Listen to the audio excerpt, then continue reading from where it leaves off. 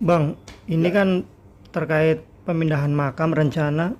ya. Gimana tuh kelanjutannya? Masih tetap Pak Dodi kekeh untuk Keke. mindahin makam Vanessa atau seperti apa ini? Dengan artinya ternyata nggak gampang, banyak persyaratan yang harus dilakukan ketika ingin memindahkan makam. Gimana Bang? Sebetulnya soal gampang nggak gampang itu proses yang sudah dilalui sebenarnya. Saat ini concern keluarga itu adalah ke orang tuanya Pak DS yang baru saja meninggal beberapa hari yang lalu.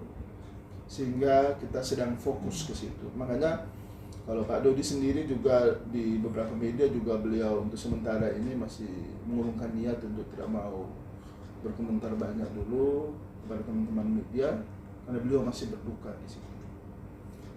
Uh, Soal pemindahan makam itu sendiri, semalam saya coba untuk ingin mempertegas soal waktu kira-kira kapan.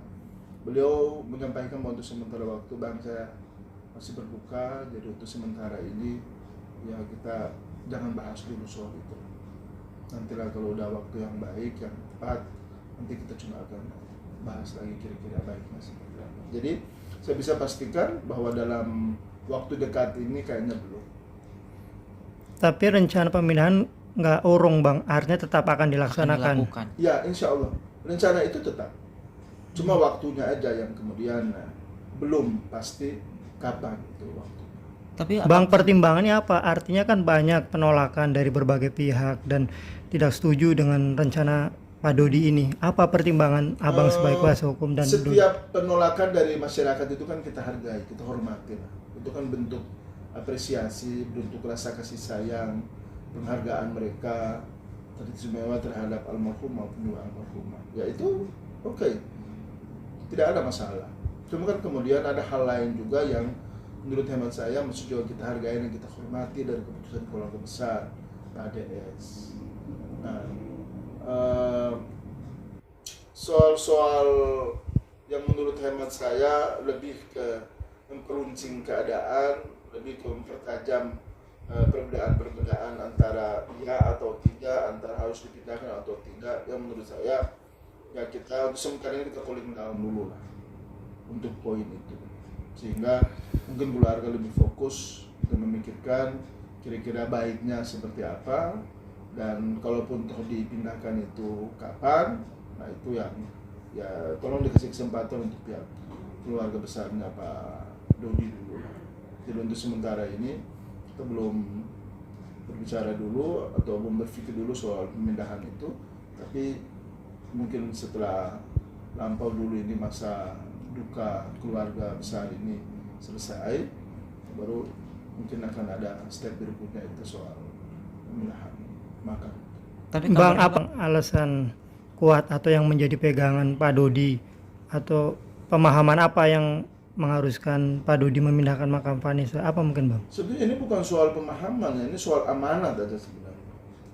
Bahwa betul saya juga mengikuti ada beberapa ustadz juga menyampaikan ada soal dibolehkan, ada juga soal tidak dibolehkan, dan ada beberapa mazhab juga kan di situ yang dikemukakan. Ya kan ustadz kita mereka juga mungkin belum tahu utuh dari pihak keluarga sebenarnya apa sih yang kemudian membuat keluarga punya keinginan untuk memindahkan makam itu.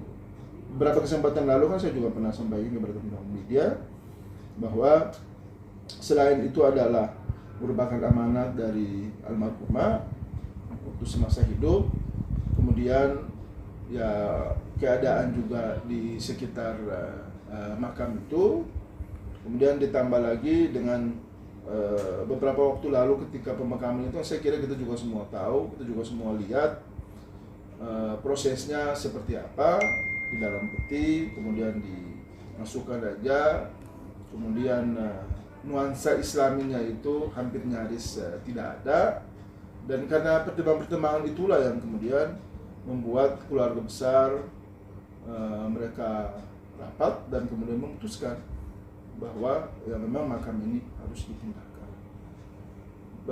Kalau saya tak salah lalu itu juga ada mengemuka itu soal pandangan untuk bagaimana kalau makam almarhum juga bersama-sama dengan almarhumah ini yang dipindahkan. Tapi kan hingga saat ini kan kita juga belum bertemu dengan Haji Faisal soal itu. Makanya ya bagaimana kita mau menyampaikan itu semua secara utuh, secara gamblang, secara jelas, ya kalau belum ada kesempatan untuk itu.